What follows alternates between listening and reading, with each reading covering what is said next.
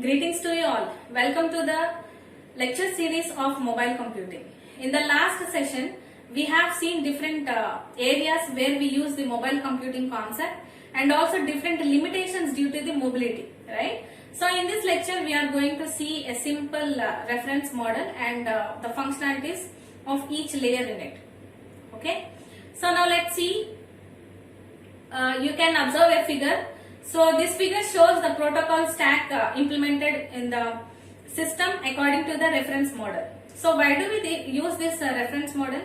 So in the initial stages of internet usage, so all the companies used to face with the same common problem. That is, the devices that are manufactured in one company cannot be used or interact with the other devices that are manufactured by the other company. So there has the necessity of some compatibility between the devices that are manufactured by different companies. So there is the necessity of the standardization, right? So the result of such standardization is the reference model. We are calling this reference model as OSI reference model, Open System Interconnection. Okay. All the end systems such as personal digital assistants and computers need a full protocol stack comprising the application layer, transport layer, network layer, data link layer and physical layer. See, in the initial stages, OSI reference model has 7 layers in which the session layer and also the presentation layer are present. Okay. So in the later point of time, all these 7 layers are reduced to 5 layers and we are calling it as a TCP IP model.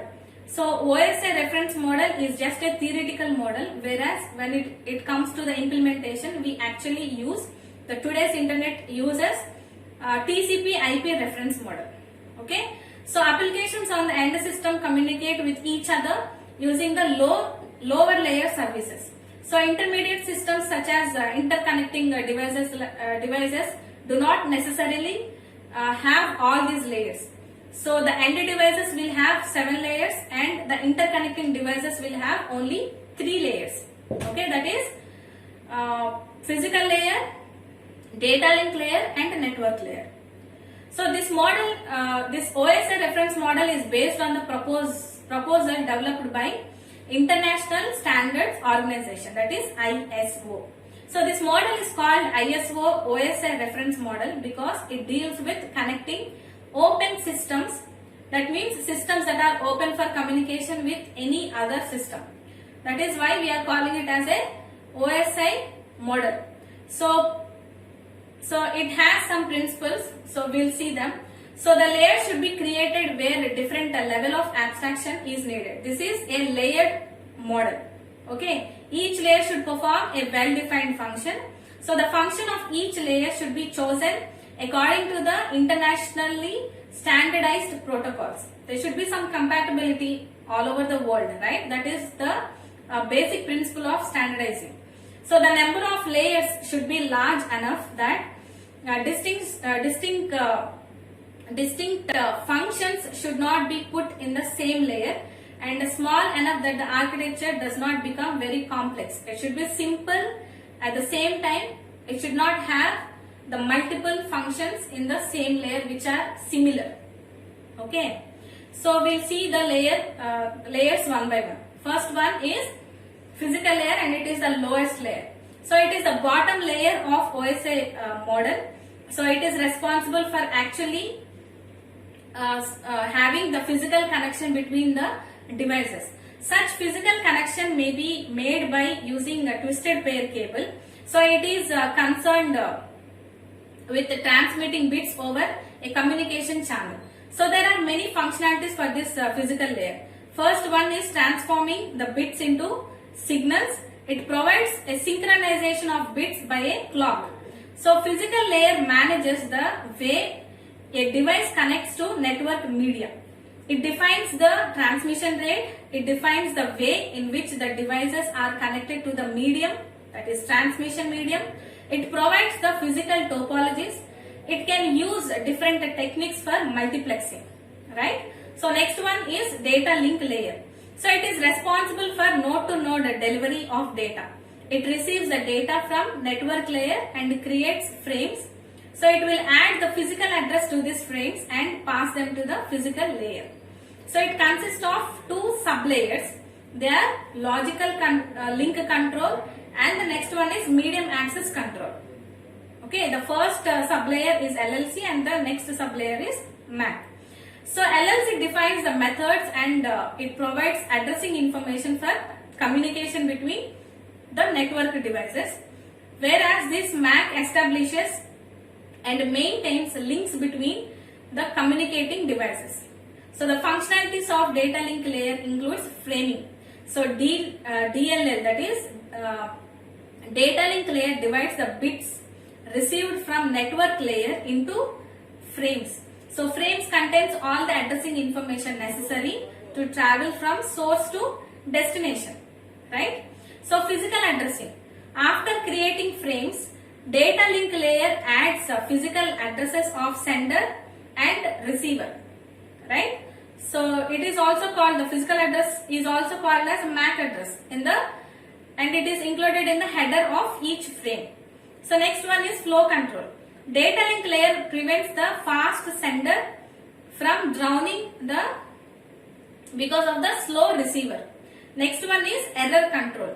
So it provides the mechanism of error control in which it detects and retransmits all the damaged or lost frames. Next one is access control.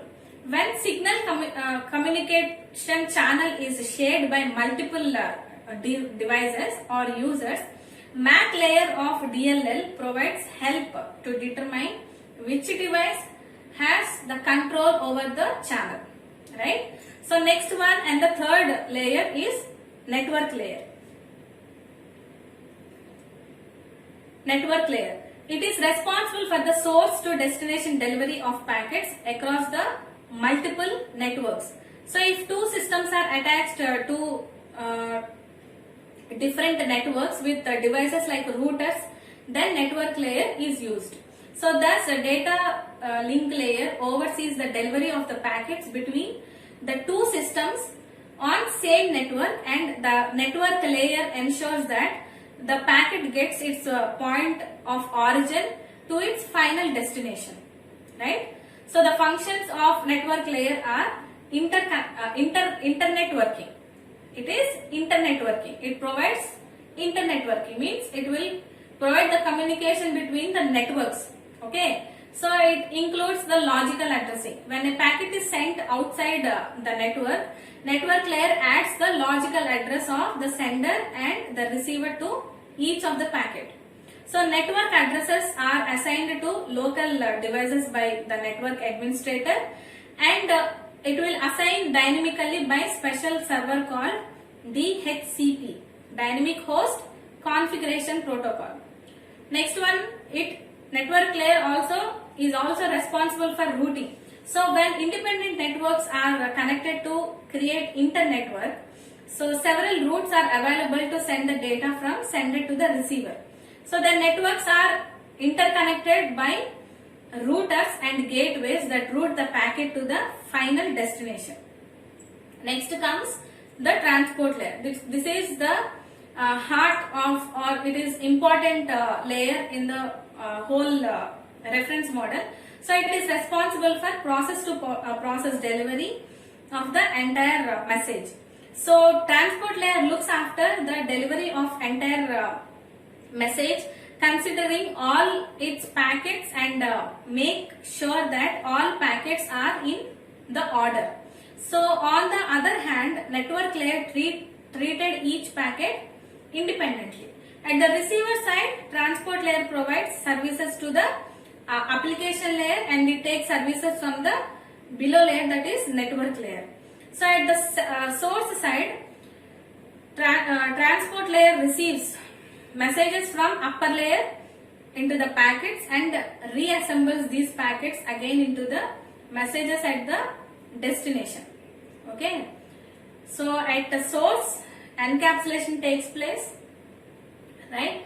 Through these interconnecting devices, all these packets are transmitted to the destination, at the destination the reverse process takes place, that is decapsulation, right?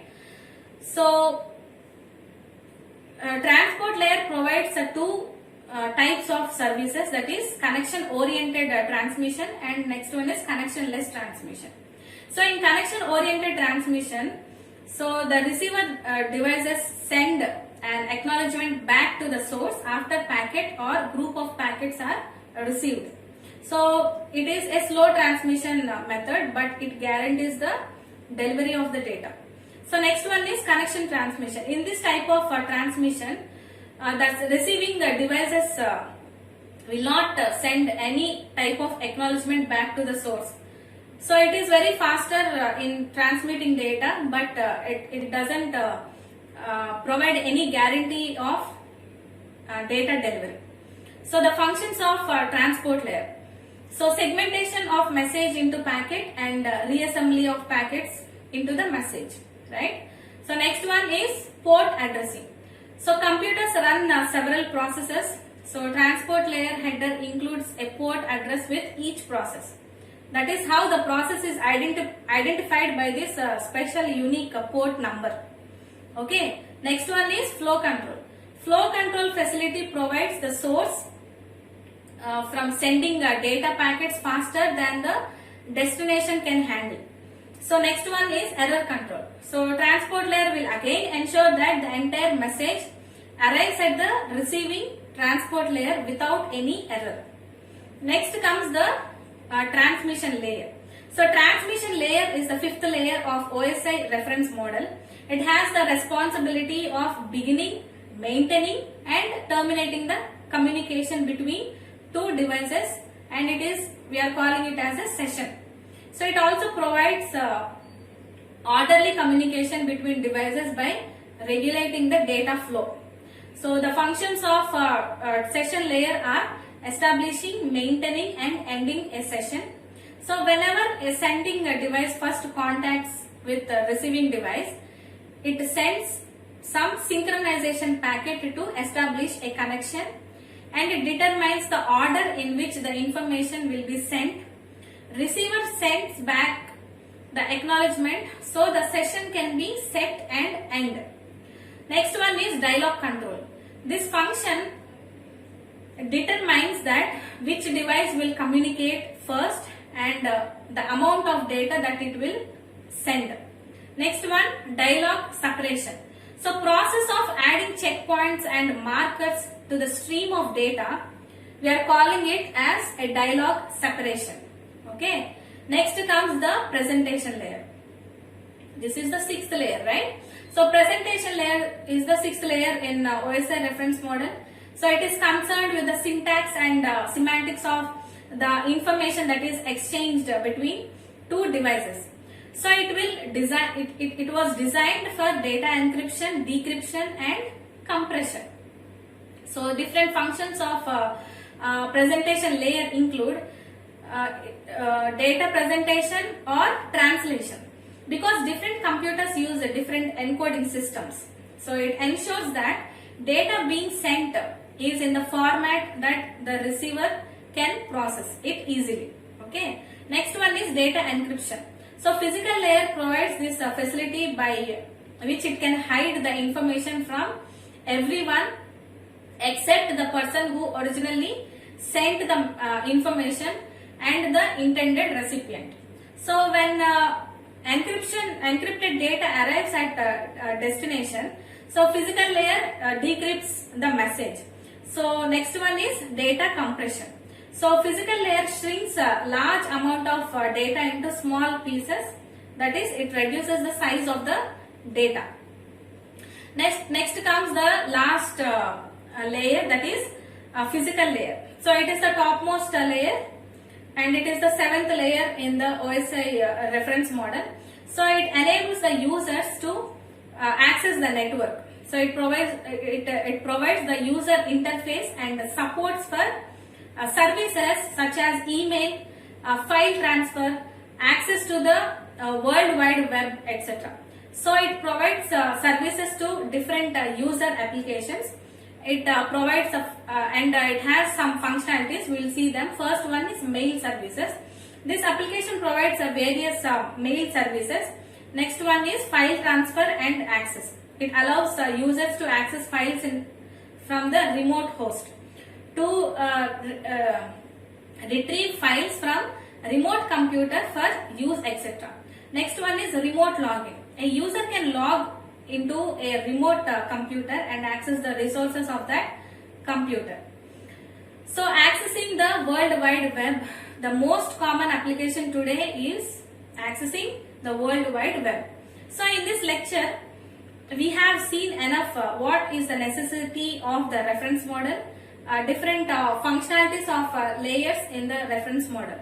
So in the next session, we are going to see a global system for mobile communications, that is GSM, in the next lecture. So thank you and see you in the next lecture.